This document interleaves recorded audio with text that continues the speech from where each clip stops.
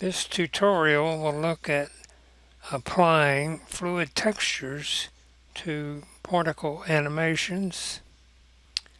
This simple particle animation has a fluid shader applied to it.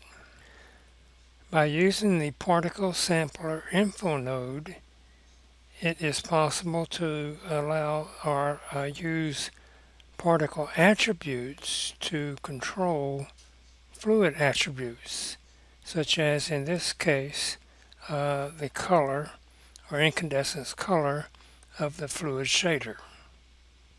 In this tutorial, we will briefly look at how to apply a fluid shader to a particle system, and secondly, we'll talk a little bit about how to use the particle sampler info node. This is a simple classic particle animation that will be used in this tutorial. An emitter was created and animated between two points on the computer screen. The render type was changed from points to clouds. If we render this, you can see it's just a simple particle cloud render that renders in less than 1 second. In order to apply a fluid shader, right-click on the particle and select Assign New Material.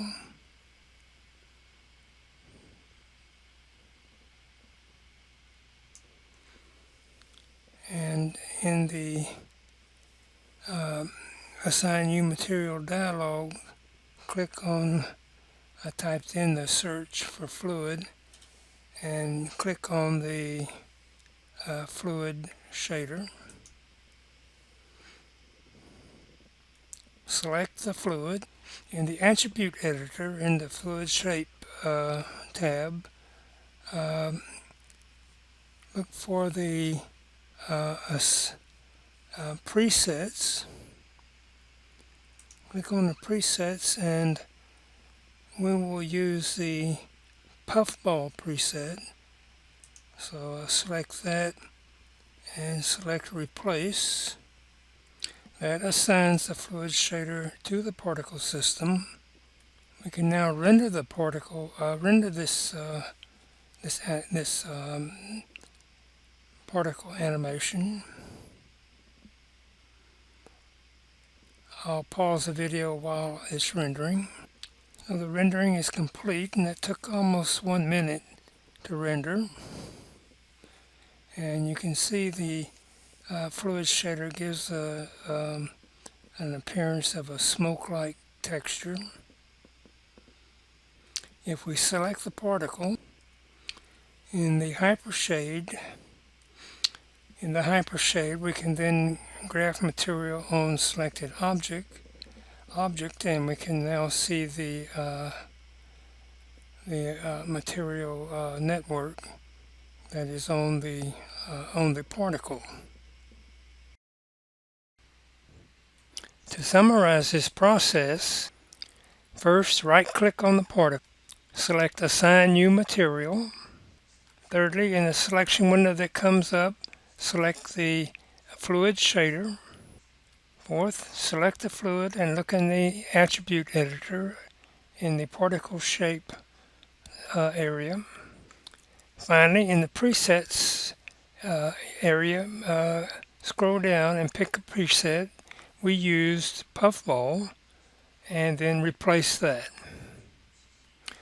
There are other ways to apply a fluid shader to a particle, but I have found that they most often produce errors at some later state of the animation. Now let's look at using the particle sampler info node. This utility will allow a per particle relationship between a fluid attribute and a particle attribute. This allows the particle attribute to control a particular fluid attribute. First, let's look at controlling the incandescence color of the fluid shader. Select the fluid. In the Fluid Shape tab, Scroll down until you get to the shading rollout. Open the shading rollout and scroll down a bit further till you get to the incandescence section. In the incandescence section, you will see a mechanism here for controlling color. I've already put in a white color. We might add, for example, another color here, let's say red.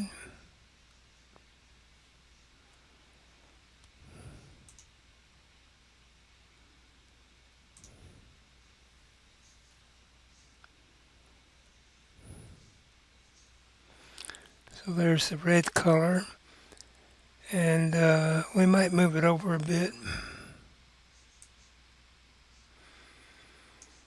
And let's say put in a black color here to constrict the distribution a little bit.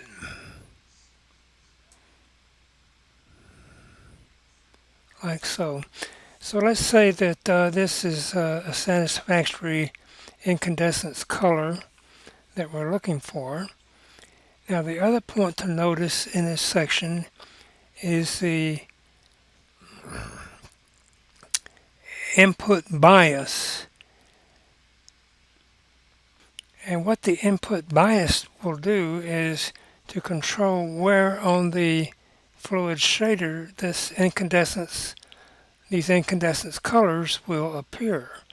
So this attribute, incandescence bias, or input bias, will need a way to control that so that it puts the incandescence colors at the earlier particle ages in the animation. Now let's get a particle attribute to control the incandescence input bias attribute. In the particle shape tab of the attribute editor, we're going to add an attribute. So scroll all the way down to the bottom and click on General. And that window that opens up, click on Particle. And there we want to scroll down towards the bottom and click on what is basically a dummy attribute, the user scalar attribute, and we'll click on this user scalar 1pp.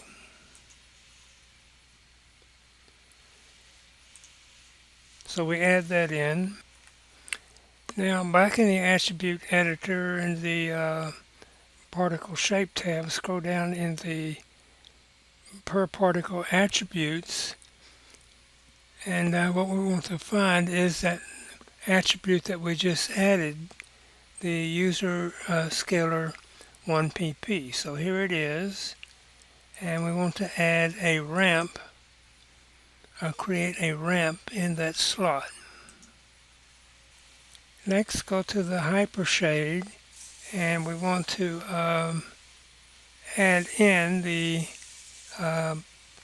particle sampler input node, and I've already typed in a search here, so I'll click on particle sampler.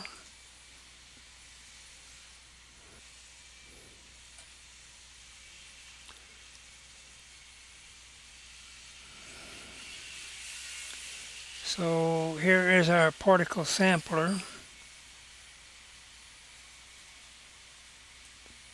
Let's put it up here by the fluid shape node. And what we want to do is to middle mouse drag from the particle sampler info node to the fluid node, and click on Other.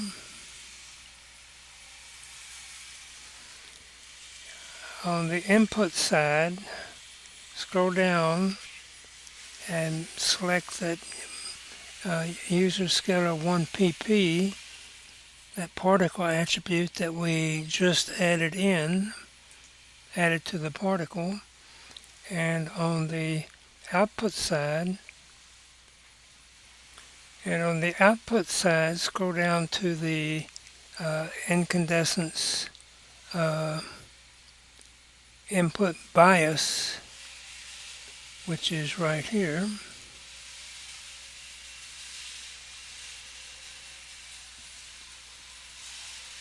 And we can now render again and see what we get. I'm going to pause the video while the render's going on. So the rendering is complete, and you can see we have the incandescence bright colors at the beginning of the particle animation, where the fiery embers supposedly are. And so this gives you an idea of the power of this particle sampler info node.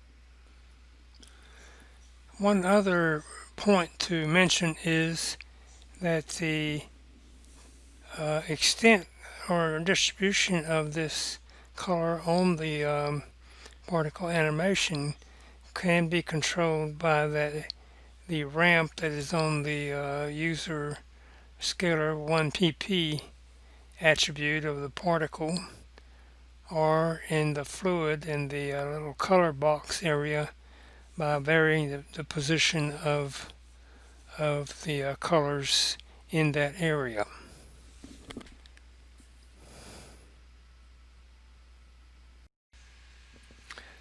Okay, let's now look at putting a little transparency on this animation. Again, we will use the particle sampler info node to connect particle and fluid attributes. If you look in the shading rollout of the fluid shape tab, you will see that the transparency is the first thing on the list, and this is the attribute that we will attempt to control with particle. You see white is transparent, black is opaque. So let's get a fluid attribute to control, let's get a particle attribute to control fluid transparency. So scroll down to the bottom of the particle shape tab and click on the general rollout, and in that window that opens, click on particle. And what we're going to do is select another sort of dummy attribute.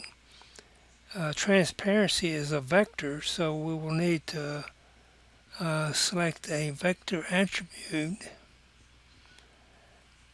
And what we'll be looking for is a user vector 1pp, which is right here. So let's add that in. So scroll down to the per particle attributes in the fluid shape tab, and we need to locate that user vector 1pp that we just added. So here it is, right here, user vector 1. And what we want to do is to add in a ramp. So let's create a ramp. Open the hypershade, and in the hypershade we want to middle mouse drag from the particle sampler info node to the fluid shape 1 node, and select other.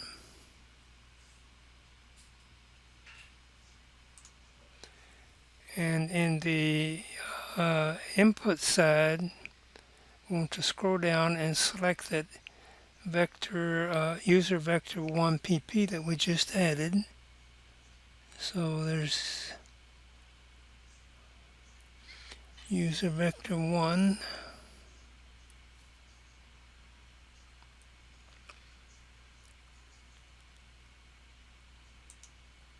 right there.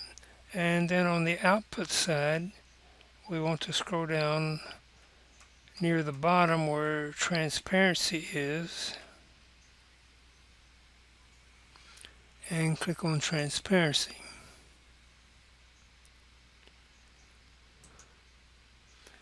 So notice that we now have used this same particle sampler info node twice, and we've used it to connect for the user scalar 1 pp and also for the user vector 1 pp to the respective fluid attributes.